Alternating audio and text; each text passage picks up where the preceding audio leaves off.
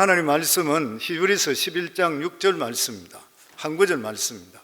믿음이 없이는 하나님을 기쁘시게 하지 못하나니 하나님께 나아가는 자는 반드시 그가 계신 것과 또한 그가 자기를 찾는 자들에게 상 주시는 이심을 믿어야 할지니라. 아멘. 오늘 말씀의 제목은 믿음을 발휘하라, 그런 제목입니다. 요즘 세상이 굉장히 어수선합니다. 실제적으로 팬데믹이 이렇게 오래까지 갈 줄 몰랐던 그런 일이죠. 경제가 말이 아니잖아요. 어떻게 될지 프레딕트를 할 수 없습니다. 페더럴 리저브에서도 몇 개월 지나면 다시 모든 것이 안정될 거로 예상했는데 지금 인건비부터 해서 원자재부터 해서 엄청스럽게 오릅니다. 아마 쇼핑센터에 그로서리 가보시더라도 아시겠지만은 이제는 물품값이 너무 비싸요. 그리고 한번 올라간 것은 다시 내려오기는 극히 드문 일이잖아요. 그런데다가 국제적으로는 지금 우크라이나하고 러시아하고 전쟁한다고 하는 통에 지금 원자재부터 해서 천연가스부터 해서 가스 엄청스럽게 막 뛰고 있습니다. 생각할 수 없을 정도로. 갤론당 배럴당 30불 하던 것이 가스가 지금 120불까지 간다 그러죠. 그러니까 살아가는 일반 사람들의 삶이 점점 이제 앞으로는 어떻게 될지 모르는 그러한 삶인 것입니다. 그래서 모든 것이 불안한 것이에요. 앞으로 어떻게 될지 전혀 알 수 없어요. 전문가들이 이야기할 때에 팬데믹 같은 이러한 것이 앞으로 얼마 있지 않으면 또다시 온대요. 아마 앞으로 가면 점점 이것이 더 많이 찾아올 것이라 그렇게 예상하고 있습니다. 그리고 요즘 같은 세상에 전쟁이 어디예요? 전쟁이 터진다고 하는 거예요. 그래서 사람들이 불안한 것이 사실적으로 앞을 전혀 알 수 없는 그런 삶을 우리는 살아가고 있습니다. 그런데 성경의 주님께서 우리에게 뭐라고 말씀하십니까? 예수님께 우리에게 말씀하시기를, 그 당시에도 불안에 떨고 있는 제자들이 하신 말씀이, 너희는 마음에 근심하지 말라, 하나님을 믿으니 곧 나를 믿으라. 아멘. 우리 삶 속에 가장 필요한 게 뭐예요? 예수님께 대한 믿음인 것입니다. 우리 모두 다는 이 세상을 살아가면서 한 번밖에 살지 않는 이러한 소중한 인생을 살아가고 있습니다. 그런데 우리가 이 소중한 인생을 살아가면서 반드시 삶 속에 성공하려면 바로 두 가지가 성공해야 됩니다. 첫 번째가 뭐냐면 하나님 앞에 설 때 인정받을 수 있어야 돼요. 그리고 또한 이 세상에 살아갈 때도 내 스스로 내 자신을 돌아볼 때에 후회하지 않고 만족한 삶을 살아갈 수 있어야 되는 것이요. 그런데 사실적으로 따져보면 하나님 앞에 인정받는 그러한 삶을 사는 사람은 이 세상 사는 삶도 반드시 후회 없는 만족한 삶을 살 것이라 하는 것이에요. 어떤 사람은 그렇습니다. 교회 안에서는 열심히 하는 것 같은데 집에 가서나 사회적으로는 사람들에게 좋지 못한 평판받는 그런 사람이 있습니다. 근데 그 사람이 믿음 있는 사람일까요? 믿음 있는 사람이 될 수가 없습니다. 하나님께 다 알고 계시는 것이요. 교회 와서 믿음 생활 열심히 하는 사람은 실제로 믿음 있다 그러면 집에서든지 사회에서든지 똑같은 이중적인 삶이 아니라 같은 삶을 살아갈 수 있어야 돼요. 그렇다면 하나님께 인정받을 수 있는 그러한 삶이라면 이 사람은 세상 살아가는 삶도 반드시 복된 삶이고 성공적인 삶을 살아갈 수 있다고 하는 것이요. 그래서 우리가 이 세상에 하나님께 인정받고 기뻐할 수 있는 그 삶의 가장 중요한 것이 무엇입니까? 성경은 믿음이라 그래요. 믿음이라. 히브리 11장 6절에 믿음이 없이는 하나님을 기쁘시게 하지 못하나니, 하나님께서 가장 중요시하게 우리에게 보는 것이 뭐냐면 믿음이라 그래요. 예수 믿고 받은 가장 축복이 뭐인 것이요? 믿음으로 사는 거예요. 근데 많은 그리스도인들이 믿음이 무엇인지를 잘 모르고 살아가고 있습니다. 많은 그리스도인들은 성경적인 지식 그리고 교리 지식을 믿음이라 생각하고 사는 경우가 많이 있어요. 예전에 우리 교회 오신 성도님 중에 오랫동안 신앙생활을 했는 분이 한 분 오셨습니다. 그런데 이분은 성경 공부는 옛날 다니던 여러 교회에서 다 공부를 했어요. 성경 지식은 너무나도 많습니다. 그럼에도 불구하고 가정적으로도 문제고 자녀들로도 문제예요. 자녀들이 아버지를 다 싫어해요. 우리 교회 와서 신앙생활 다시 하기를 시작했습니다. 믿음이 다시 정립되기를 시작하고 그리고 사람이 변화되기를 시작했습니다. 그러면서 자녀들에게 내가 너희들에게 잘못했다, 이 아버지가 달라졌다, 내가 이제 믿음을 더했다, 이런데 자식들이 믿질 않아요. 아버지가 바뀌었다는 것을 믿질 않는 것이에요. 멀리 있는 아들에게도 아들아 내가 잘못했다, 그리고 내가 진짜 이제 예수 믿거나 내가 달라졌다, 그래도 안 믿어. 그러다가 하도 그런 이야기를 많이 하고 어머니까지 그리 이야기하니까 아들이 이것까지 와서 아빠 신앙생활 하는 거 보면서 같이 여기 있으며 아빠가 변화된 걸 비로소 알게 되더라고요. 교회 열심히 다니고 성경 공부 많이 해서 지식이 많다 해서 꼭 믿음이 좋은 것은 아닌 것이요. 우리는 보통 예배 빠지지 않고 술, 담배 하지 않고 그리고 11조 생활 잘하고 그리고 겸손하고 교회에서 교사나 찬양대에 열심히면 믿음 있는 사람이라 이렇게 우리는 칭찬합니다. 그런데 믿음 좋은 것과 성실한 것은 다른 것이요. 사람이 온유하게 태어나서 마음이 천성이 착한 것과 믿음 좋은 것은 다른 것이요. 저도 예전에 평신도로 있을 때에 예수님 만나기 전 10년 동안 신앙생활 할 때 굉장히 성실히 했습니다. 주위에서 목사님을 포함해서 모두 다가 인정해주고 성실하고 겸손하다 했습니다. 그런데 실제로 내 자신을 볼 때는 믿음과는 전혀 상관없는 그런 삶을 살았던 것이에요. 어떤 목사님이 하나님께 크게 쓰임받는 그런 목회자들에 대해서 자기가 사람들을 만나면서 느낀 점을 적은 것이 있었습니다. 이 목사님은 태어날 때부터 모태신앙으로 태어나서 목회자가 되었습니다. 그는 자라면서 말썽 한번 부리지를 않았던 것이에요. 성실히 열심히 살았습니다. 그가 생각할 때에 착하면은 하나님께서 크게 쓸 것이라 이렇게 생각했다고 하는 것이에요. 그런데 하나님 생각은 달랐다고 합니다. 주위에서 하나님의 능력이 있는 큰 일꾼들을 보니까 그다지 착하지도 않고 심지어는 성격이 괴팍한 사람들이 많이 있었다고 하는 것이에요. 그래서 자기가 목회자로서 같이 대하면서 하나님께서 어떤 사람, 왜 저런 사람에게 능력을 주시고 저런 사람을 통해서 어떻게 역사를 일으키느냐 의구심을 가졌다고 하는 것이에요. 나중에 그들과 대화하면서 깨달은 것이 있습니다. 그것은 하나님께서 착한 사람을 쓰는 것이 아니라고 하는 것이에요. 하나님이 보시는 그러한 기준이 착한 데 있지 않다는 것이에요.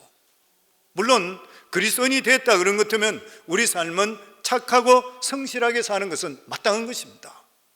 그러나 그것보다 더 하나님의 더 중요한 기준이 뭐냐면은 하나님을 향한 믿음이 있느냐는 것이에요. 하나님께 크게 서시는 목회자들 보면 자질상으로 흠격이 있는 사람들이 많이 있다 그래요.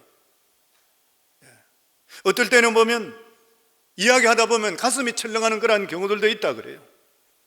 그런데도 불구하고 그분들과 대화하는 곳에서 느끼는 것이 뭐냐면은 모두 다가 믿음이 남달랐다는 것입니다. 사람이 착하고 성실해도 믿음이 없을 수 있습니다. 착한 성품, 신실함이 믿음을 뜻하는 것은 아니라는 것이요. 그렇다면 우리 삶 속에 믿음의 척도를 어떻게 알 수가 있는 것인가? 믿음에 대해 물을 때에 성경과 교리 지식을 얼마나 아느냐 묻는 것이 아니라 하나님을 믿음을 통해서 내 마음속에 염려가 얼마나 없어졌는지 물어봐야 된다는 것이에요. 내가 정말 예수님을 가졌다면, 그리고 믿음을 가지게 됐다면 두려움이 없어졌는지, 그리고 걱정, 근심이 없어졌는지 물어봐야 되는 것이에요. 왜냐하면 믿음이 있다면 염려나 걱정은 자연히 우리 속에서 물러가기 때문인 것이에요. 그렇기 때문에 내가 믿음 생활 오래 했다 하더라도 내 삶 속에 염려, 걱정이 끊임없이 떠나지 않는다 그러면 그 사람은 믿음 있는 사람이라 이야기할 수가 결코 없는 것이에요. 그런데 실제적으로 안타까운 문제가 뭐냐면은 성실히 교회 다니는 사람 중에서 믿음이 없는 경우들이 많이 있습니다. 대부분 살아가는 삶의 장래에 대해서 염려, 걱정을 과하게 하고 살아가는 그러한 경우들이 많이 있습니다. 마태복음에 보면 먹고 사는 것에 염려에 묻혀있는 그러한 사람들에게 주님께서 말씀하시기를 이 믿음이 적은 자야 그랬어요. 마태복음 6장 37절에 보면 오늘 있다가 내일 아궁이에 던지는 들풀도 하나님께서 이렇게 입히시거든 하물며 너일까 보냐 믿음이 적은 자들아. 염려 걱정 속에 살아가는 사람들 보고 무엇을 입을까 무엇을 마실까 염려 걱정하는 사람들에게 덜풀도 입히는데 너희들이 그것을 그렇게 걱정하느냐, 이 믿음이 작은 자들아. 그러니까 교회 다니는 것과 믿음으로 사는 것은 분명히 다르다고 하는 것이요. 어떤 사람이 믿음으로 사는지 알 수 있는 그 기준이 뭐냐면은 염려에 대해서 우리가 어떻게 대처하는 삶을 사는 것인가. 그래서 믿음의 반대말은 불신이 아니라 염려와 걱정입니다. 주님께서는 모든 염려를 주께 다 맡기라 그랬습니다. 그런데 실제로 살아가는 삶에 보면 염려하지 않으려고 해도 아무리 애를 쓴다 하더라도 염려가 없어지지 않는 것이요. 우리 삶 속에 염려는 끊임없이 오게 되어 있습니다. 그래서 염려는 노력한다고 없어지는 것이 아니라는 것이요. 우리 속에 염려가 없어지게 하기 위해서는 염려보다 더 큰 것을 믿게 될 때 염려가 사라지게 되어 있습니다. 그렇기 때문에 하나님을 전적으로 믿지 못하면 염려는 우리 속에서 절대로 사라지지 않습니다. 사람들은 하나님을 믿는다 하는데도 불구하고 돈의 능력은 믿어요. 어떤 사람이 돈이 없다가 갑자기 만불이 생겼다고 하면은 만불짜리 염려는 사라집니다. 만불의 가치만큼은 집 모기지, 그리고 렌트, 집 생활비 걱정이 만불이 생기는 동안은 그만큼 사라지는 것이요. 왜냐하면 그만큼 돈의 능력을 믿기 때문인 것입니다. 만불이 있으면 만불만큼 염려하지 않는 것이요. 만약에 우리 통장 속에 언제든지 내가 마음대로 꺼내 쓸 수 있는 그런 거액이 들어있다면 웬만한 일은 염려 안 할 것이에요. 우리 삶에 사람들이 돈의 능력은 믿고 있습니다. 예전에 우리 교회 성도님 중에 한 분도, 이분은 어릴 때부터 고생하면서 자수성가했어요. 그런데 예수를 믿고 장로가 된데도 불구하고 그는 은행 돈의 밸런스에 따라서 믿음이 업앤다운합니다. 밸런스가 내려가기 시작하면 근심하기 시작해요. 올라가 있으면 그때부터 마음이 편안하기 시작해요. 실제로 자기가 그렇게 고백해요. 자기는 너무 고생하고 자랐기 때문에 은행에 있는 밸런스가 줄어들면 불안해서 견딜 수가 없다 그래요. 왜냐하면 돈의 능력을 더 믿는 것이에요. 믿음 생활을 한다 하는데도 불구하고, 사실 우리들도 하나님을 믿는다 하는데도 불구하고 돈의 위력을 더 믿는 그런 경우들이 많이 있습니다. 근데 어떤 분이 그런 이야기를 했습니다. 하나님을 돈으로 환산해 봤습니까? 돈에 대한 위력을 그렇게 따진다면 하나님에 대한 가치를 따져본 적이 있습니까? 만물의 주인 되시고 우주 만물을 통치하시는 하나님 아버지, 이 하나님 아버지의 가치를 따져본 적이 있습니까? 이 하나님께서는 우리들에게 복 주시기를 원하시고 우리를 사랑하시기를 원하시는 하나님이시요. 히브리서 6장 14절에 보면 이르시되 내가 반드시 너에게 복 주고 복 주며 너를 번성하게 하고 번성하게 하리라 하셨더니, 이 만물의 주인 되신 이 세상 모든 것을 창조하시고 통치하시는 하나님께서 하나님의 자녀에 대한 마음이 뭐냐면은 내가 너를 반드시 복 주고 복을 주며 너를 번성하게 하고 번성하게 하시리니, 하나님께서 우리들에게 복을 주시고 번성하게 하시기를 원하시는 하나님이신 거예요. 그런데 우리가 이러한 하나님을 믿는다고 고백하는데도 불구하고 걱정거리를 내려놓지 못하고 살고 있다면 과연 우리가 하나님을 믿기는 믿는 것인가 말이에요. 내 삶 속에서 내가 입술로는 얼마든지 아멘 할 수 있는데 과연 어떤 어려움이나 힘든 일이 생겼을 때 내가 정말 하나님을 믿고 있기나 있는 것인가?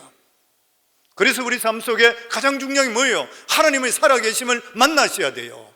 그 전까지만 하더라도 우리의 신앙은 지식적으로 빠질 때가 너무나 많이 있는 것이에요. 그렇다면 우리가 믿음으로 살기 위해서 어떻게 살아야 돼요? 세상 사람들은 어려서부터 죽을 때까지 노력하면서도 불구하고 당신 행복합니까? 물어보면 행복하다고 말하는 사람이 별로 많지 않습니다. 재벌들 이런 사람들, 거부들 이런 사람들 행복합니까? 물어보세요. 아마 그 중에 행복하다는 사람 별로 많지 않을 것이에요. 폴 게리 같은 이러한 사람, 석유 재벌, 와이프도 마음에 안 든다고 5번이나 갈아치우고 이렇게까지 돈도 많고 그래 사는 사람, 신문기자가 당신 얼마나 행복합니까? 그러니까 화를 먹어치 낸다 그러잖아요. 행복이 어디 있냐 그러더래요. 그런데 믿음으로 사는 사람은 몸부림치지 않고 행복하게 삽니다. 성도님, 믿음으로 사는 사람은 삶이 쉬워야 돼요. 왜냐하면 믿음으로 하나님께 맡기고 사시잖아요. 그러니까 믿음으로 살아가는 그런 삶은 쉬워지는 것이 정상이에요. 예수 믿는 사람 너무 빡빡하시면 안 돼요. 어려움이 있을 때도 너무 그걸 표현할 필요 없어요. 왜냐하면 내 인생 내가 사는 것이 아니라 하나님께 살아준다는 걸 믿기 때문인 것이에요. 요즘 얼마나 행복하세요? 저희 이야기에서 그렇지만 저희 부부는 너무 행복합니다. 김영석 박사가 이야기하는 103세까지 살은 분이 이야기하는 인생의 가장 황금기에 가장 행복한 시대로 돌아가고 싶다면 돌아가고 싶다는 65세에서 75세 사이인데 저는 55세 나이가 멈췄기 때문에 가장 행복하게 살아가고 있어요. 자녀들도 다 자랐고 자녀들 다 믿음 안에 살고 있고 사랑하는 성도님들 있고, 저는 주위에 자녀들이나 딴 데 신경 쓸 거 없어요. 저는 우리 교회와 성도들만 신경 쓰면 돼요. 부부간에 건강하기 때문에 너무 감사해요. 너무 행복합니다. 살아가면서 믿음으로 살아가니까 진짜 쉬워요. 어려움이나 힘든 일이 있다 그러면 주님께 맡겨놓고 나서 모든 게 합력의 선을 이룰 것을 믿으니까, 지금까지 하나님께서 이끌어 주신 하나님 앞으로도 이끌어 줄 걸 믿으니까, 하나님께 의지하니까 편해요. 우리 믿음의 삶이 그렇잖아요. 그러니까 우리 믿음의 삶은 쉽게 사셔야 돼요. 그리고 우리 삶이 이거로 끝나는 것이 결코 아니라 영원한 천국이 예비되어 있지만 천국 가기 전까지도 반드시 하나님께서 합력의 선을 이루어줄 것을 믿으니까 기뻐하고 감사하는 삶을 살아갈 수 있어야 돼요. 이게 믿음의 삶이잖아요. 아멘. 더더욱이나 우리들은 노력으로 아니라 은혜로 구원을 받았습니다. 그런데 구원만 믿음으로 받은 것이 아닌 것이요, 하나님의 모든 은혜와 축복을 믿음으로 받는 것이요, 우리가 하나님 믿음으로 말미암아 하나님의 자녀 되었다면 우리의 살아가는 삶은 우리 아버지 대신 하나님께 붙어만 있으면 돼요. 우리 삶이 계속적으로. 그래서 우리의 싸움은 혈과 육의 싸움이 아니라 하나님께 붙어 있는 그런 싸움입니다. 어떤 책에 보면 예수 믿는 사람을 정의하라 그러면 예수님께 붙어 있는 사람이다. 진짜 그래요.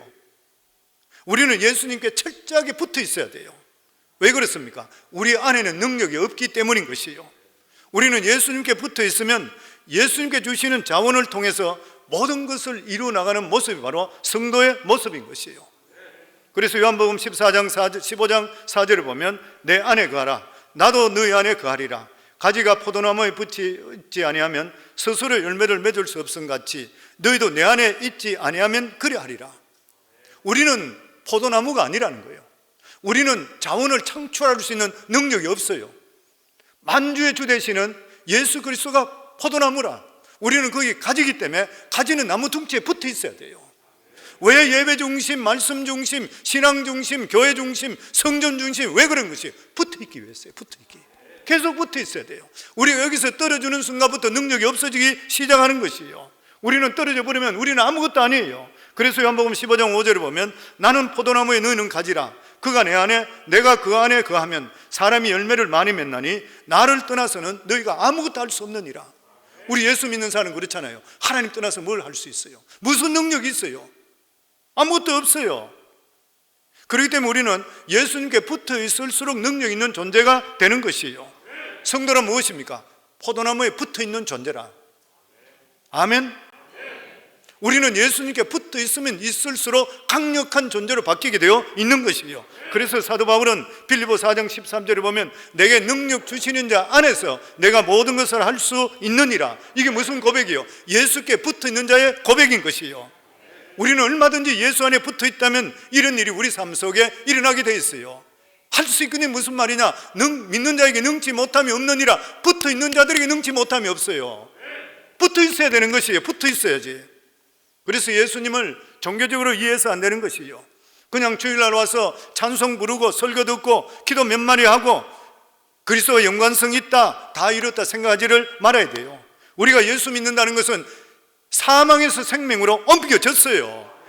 누구든지 그리스도 안에 있으면 새로운 피조물이라. 이전 것은 지나갔으니 보라 새 것이 되었어요. 변화 역사 우리 삶 속에 임하게 되어 있다고 하는 것이요. 이제는 우리가 하나님의 백성 되었는 것이고 하나님 자녀 되었는 것이요. 우리는 죽으나 사나 먹으나 마시나 뭘 하든지 간에 우리들은 예수 그리스도로 말미암아 살게 되어 있는 것이에요. 그렇다면 우리는 무엇으로 붙어 있어야 돼요? 말씀으로 붙어 있어야 됩니다. 말씀을 떠난 사람은 신자가 아닌 것입니다. 말씀 없는 신앙은 감정이고 미신이에요. 믿음이라는 것은 말씀의 지식 위에 서는 것입니다. 그렇기 때문에 오늘날 나에게 예수 그리스도가 있냐, 내가 예수 그리스도 안에 있느냐 없느냐를 판단할 수 있는 것이 뭐냐면 하나님 말씀 내가 붙잡혀 살고 있느냐, 내 생각대로 사느냐, 하나님 말씀대로 살려고 하는 것인가.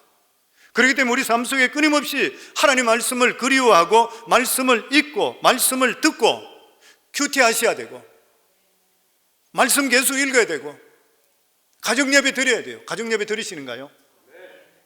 가정예배 드리셔야 돼요. 내가 토요일 날도 말씀드렸습니다만은 가정예배 드리라고 이렇게 말씀하는데도 불구하고 안 드리시면은 나중에 반드시 후회하십니다.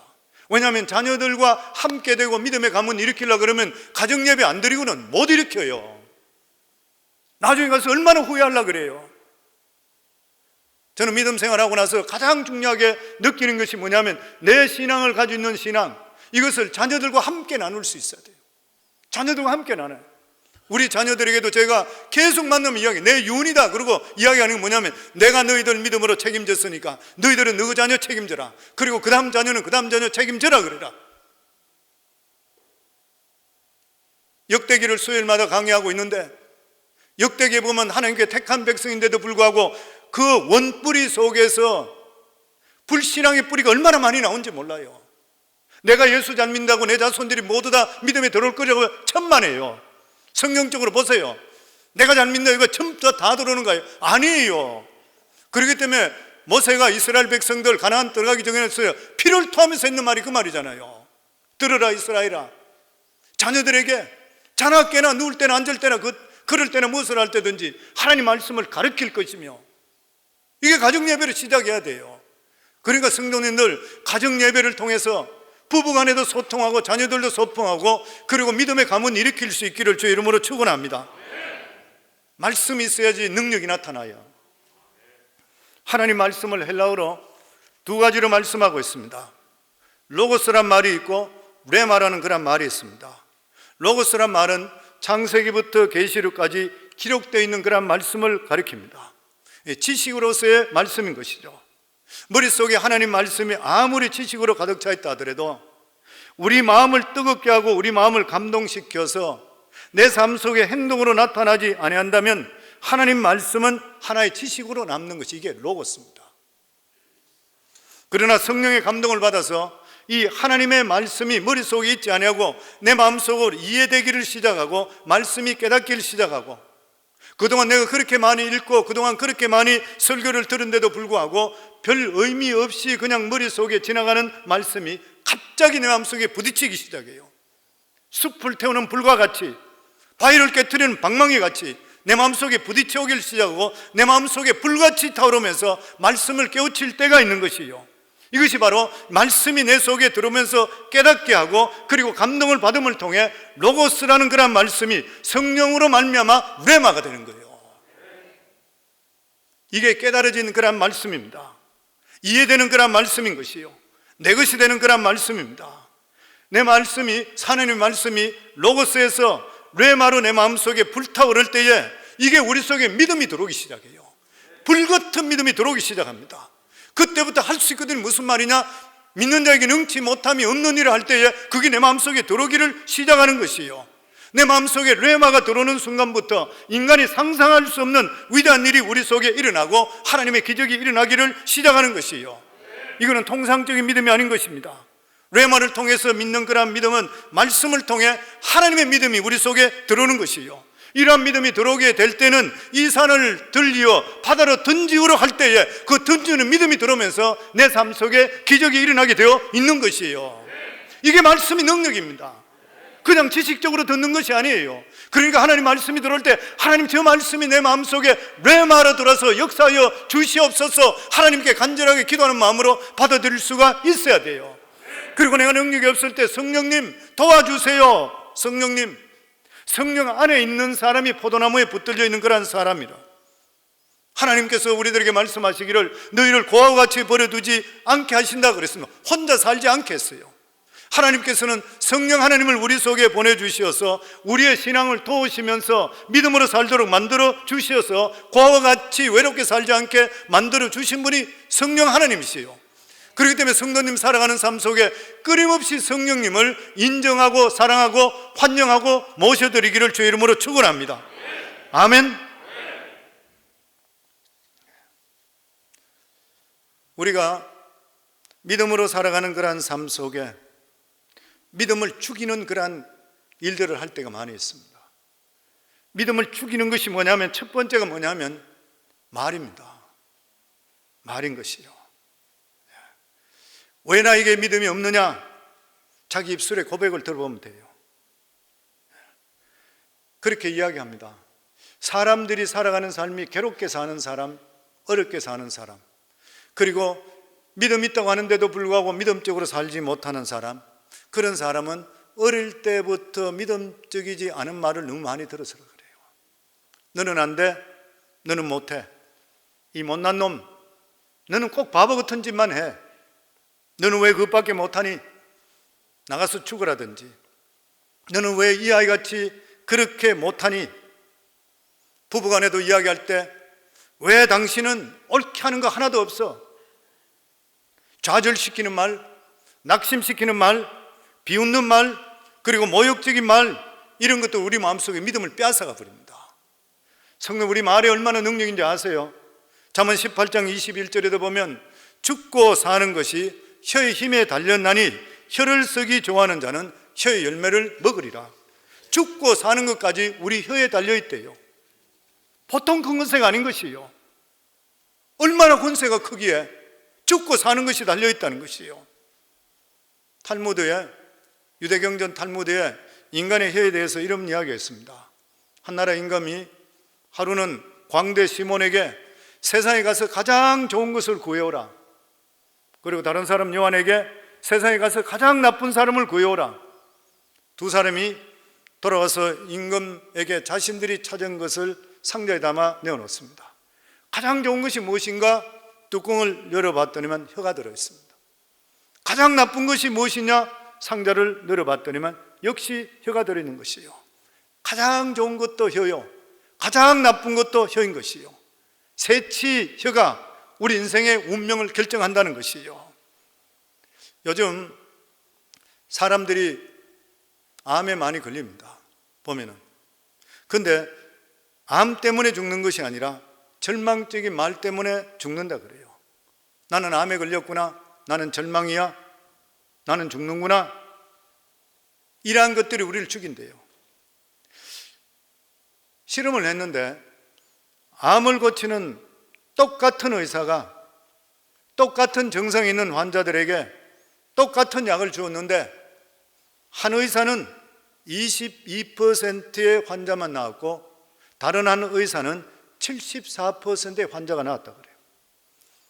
왜 그러냐고 조사해 봤더니만 한 의사는 환자에게 그냥 약을 잡수세요, 시간 맞춰 꼭 잡수세요, 이 말만 했다 그래요. 다른 의사는 이 말을 잡수세요, 살아납니다, 희망이 있습니다, 걱정하지 마세요. 이 말을 들었던 환자는 74%가 치유받았고 그 말을 듣지 않고 그냥 그대로 했던 사람은 22%밖에 살지를 못했다고 하는 것이에요. 말의 권세입니다. 우리 믿음을 빼앗아가는 것이고 인생을 망치는 것이 말인 것이요. 세계적인 성공학자, 성공학을 대학교까지도 세답시켰던 사람이 나폴레옹 힐이라고 그러죠. 이 나폴레옹 힐 철학자, 이 사람은 8살 때 자기 어머니가 돌아가셨대요. 그리고 나서 아버지가 새엄마를 맞아들이는 거예요. 새엄마를 맞아들이게 되니까 친척들 다 불러서 이 새엄마를 소개시키면서 한 사람 한 사람 소개를 하는 것이에요. 그럴 때에 이 아들에게 와서는 새엄마에게 그리고 사람들에게 소개를 하기를, 이 아이가 내 아들 나폴레옹이요, 우리 마을 최고 장난꾸러기요, 악동입니다. 지금도 무슨 일을 벌일까 아마 궁리하고 있을 거예요. 그러니까 옆에 있는 사람들이 와 그리고 다 웃었습니다. 그러고 있을 때 그 말을 들었던 이 나폴레옹은 마음에 느끼는 게 뭐냐는 것 같으면 그래, 나는 악동이야. 두고 봐. 내가 무슨 일을 저질렀지. 내가 앞으로 아주 막 진짜 기상한 일을 내가 저지를 거야. 마음속에 그렇게 가졌대요. 근데 그러는 순간에 새로 왔는 이 새엄마가 자기 남편을 뒤로 이래 물리치면서 여보, 그런 소리 하지 말아요. 그러면서 이 아이를 불러다가 당신이 이 아이를 잘못 봤어요. 나폴레옹은 마을의 최고의 악동이 아니에요. 아직 어려서 지혜를 다 발휘하지 모를 뿐인 것이지 내가 보니까 참 영리한 소년이에요. 그러면서 품어주면서 머리를 쓰다듬어 주었습니다. 그때 이 마음이 바뀌기 시작하는 것이에요. 그렇지, 나는 영리한 사람이야. 그러고 나서 타자기를 사서 어머니에게 타자 채우는 것을 배우면서 자기의 생각과 마음을 글로 옮기기를 시작했습니다. 그러면서 열심히 공부하기 시작했습니다. 그러면서 그는 세계적으로 유명한 지도자들 그리고 왕 이런 사람들에게 자문을 하면서 성공에 관한 책을 통해서 수백만 사람들에게 용기를 주고 힘을 준 위대한 저술가가 되었고, 그러한 책이 지금은 대학교에 성공학으로까지 자리 잡게 되었다는 것이에요. 그는 회고하기를 이렇게 했습니다. 나는 새엄마가 영리한 소년이야 이 말 한마디를 듣는 순간에 악동에서 생각을 바꾸게 되었습니다. 나는 똑똑하고 큰 일을 할 수 있다 생각을 바꾸게 되었습니다. 그 결과 놀라운 일이 내 삶 속에 일어났다는 것이에요. 사랑하는 성도님들, 믿음을 더하고 싶으세요? 입술의 말부터 변화시키기 바랍니다. 살리는 말, 우리 교회에서 항상 주장하시잖아요. 저희 교회에 오셔서 우리 교회에 붙어 있는 사람, 신앙생활 오랜 사람 치고 잘못된 사람 하나도 못 봤습니다. 다 좋아져요. 다 행복해져요. 사업도 다 잘 돼요. 가정도 다 바뀌어요. 왜 그래요? 우리 교회는 하나님께 살아있을 뿐만 아니라 항상 강조하는 것이 믿음으로 살아야 되고 우리 입술이 고백이 바뀌어야 된다고요. 바뀌면 반드시 살게 되어 있습니다. 반드시 변화가 일어나게 되었어요. 저는 우리 성도님들 다 바뀌는 거 너무 많이 봐요. 왜 그렇게 돼요? 하나님 말씀을 받으면서 메시지 따라 살아가잖아요. 그 말씀을 받게 되고 붙어만 있다면 예수께 붙었듯이 교회에 붙어 있는 분들마다 세월이 지나며 삶들이 다 바뀌어요. 다 좋아져요. 우리는 할 수 없지만 하나님은 할 수 있고, 그리고 내 삶 속에 모든 것이 하나님께서 합력해서 반드시 선을 이루어 주신다.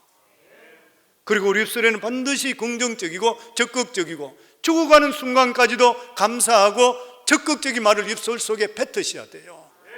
나는 부족하지만 하나님은 하실 수 있다. 아내에게, 남편에게 격려하고 좋은 말, 사랑하는 말 하셔야 되고, 그리고 자녀들에게도 격려할 수 있는 말, 너는 무엇인지 할 수 있다. 하나님이 했잖냐? 하나님이 너를 줬잖냐? 얼마든지 바뀔 수 있는 것이에요. 저는 우리 성도님들 우리 입술에 고백이 바뀔 수 있도록, 그래서 믿음의 역사가 임할 수 있기를 주 이름으로 축원합니다. 그러면서 마지막으로 어떻게 믿음을 회복할 수 있는 것인가? 우리 마음속에 병들었던 믿음이 회복할 수 있는 메시지가 뭐냐? 로마 10장 17절입니다. 우리 같이 읽습니다. 그러므로 믿음은 들음에서 나며 들음은 그리스도의 말씀으로 말미암았는. 믿음이 어떻게 나온다고요? 믿음은 들음에서 난대요. 그리고 들음은 어떤 것이라요? 그리스도의 말씀으로 말미암았느니라. 하나님 말씀을 들을 때 믿음이 생겨요. 하나님의 능력의 사람, 이 스미스 위글스워스라는 사람이 있습니다. 8살 때 할머니 손에 잡혀서 어느 집회에 참석했다가 8살에 예수 그리스도를 영접합니다. 그러면서 그 마음속에 받았던 마음이 뭐냐면 믿기만 하라, believe it. 믿기만 그냥 하라. 믿기만 하라. 이 말씀을 가지고 그는 평생을 그 말씀을 붙들고 살아갔습니다. 근데 이 사람이 이 말씀을 붙들고 성경 말씀을 자기 만판에 새기기 시작했는데 수많은 사람을 구원했고 병고침에 강력한 역사가 임했습니다. 그는 오직 예수 그리스도만 바라봤던 것이요. 믿음의 주여 온전케 하신 예수 그리스도를 바라보자. 그 말씀을 믿었던 것이요. 그는 성경 외에 다른 것이 없다 그랬습니다. 그 주변에서 누가 뭐라 그러든지 간에 그는 하나님 말씀을 잃지 않고 15분을 보낸 적이 없대요. 계속 말씀을 받았던 것이에요. 그리고 이 사람의 강력한 심리 역사가, 병고침 역사가 임하게 되니까 어떤 사람이 그렇게 이야기했다 그래요. 목사님, 신유에 대한 좋은 책 하나 권해주세요. 그러니까 그가 이렇게 말했다 그럽니다. 성경이 무엇이 부족합니까? 성경이 나와 있지 않습니까? 성경 말씀대로 해보세요. 그러면 하나님의 영역은 반드시 임하게 되어 있다 그랬어요. 어떤 사람이 그에게 이야기하기를 얼마나 오랫동안 기도합니까? 그렇게 물었을 때 그가 대답하기를 나는 한 번 기도할 때 30분 이상 기도한 적은 없습니다. 그러나 기도하지 않고 30분 이상 가본 적은 없습니다. 삶 속의 기도인 것이요. 그리고 하나님 말씀을 항상 자기는 읽을 때 말씀을 받을 때마다 예스로 받아들였대요. 무슨 말씀이 오든지. 우리가 잘 알고 있는 인도의 유명한 선교사 스탠리 존스 목사, 그 선교사님 생애 대부분을 인도에서 선교 활동하다가 89세 때 스트로크를 받았습니다. 반신불수가 되어서 본국으로 돌아왔던 것이에요. 5개월 동안 병원에 입원해 있습니다. 그런데 그가 간호사와 의사에게 자기 방에 들어올 때마다 부탁을 했습니다. 스탠리야, 나사렛 예수 이름으로 일어나라. 이걸 나한테 고백해 달라고 그랬어요. 처음에는 의사나 간호사들이 그게 굉장히 좀 불편하게 이렇게 잘 못했다 그래요. 그럴 때마다 강하게 해달라고 그랬어요. 그래서 들어오는 사람마다 스탠리야, 나사렛 예수 이름으로 일어나라. 그럴 때마다 아멘, 아멘. 그냥. 이분이 워낙 아멘 그대로 될 줄 믿습니다. 예 그렇습니다. 그러니까 의사들과 간호사들이 그 다음부터는 굉장히 크게 하기 시작했어요. 89세 스트로크 받아서 이 사람 못 일어난다 했어요. 5개월 만에 어느 날 갑자기 스탠리야, 나사렛 예수 이름으로 오는 명하노니 일어나라 할 때 예 그러고 벌떡 일어나 버렸어요. 그리고 나이 90세에 인도로 다시 돌아가서 그 남은 생에 인도에서 다 바쳤습니다. 그러면서 그 책이 중에서 보면 디바인 예스라는 책을 적었어요. 디바인 예스 뭐예요? 하나님 말씀하는 무조건 예스다. 사랑하는 성도님들, 제가 우리들이 성경을 읽을 때도 내 마음에 없는 무조건 예스, 아멘 이루어질 줄 믿습니다로 고백하기를 주 이름으로 축원합니다. 강대상에 하나님 말씀이 증거될 때에 저 말씀이 내 속에 이루어질 것을 믿습니다. 예스로 받아들이기를 주 이름으로 축원합니다. 하나님의 능력은 반드시 임하게 되어 있고 우리 속에 믿음이 들어오게 되어 있는 것이에요.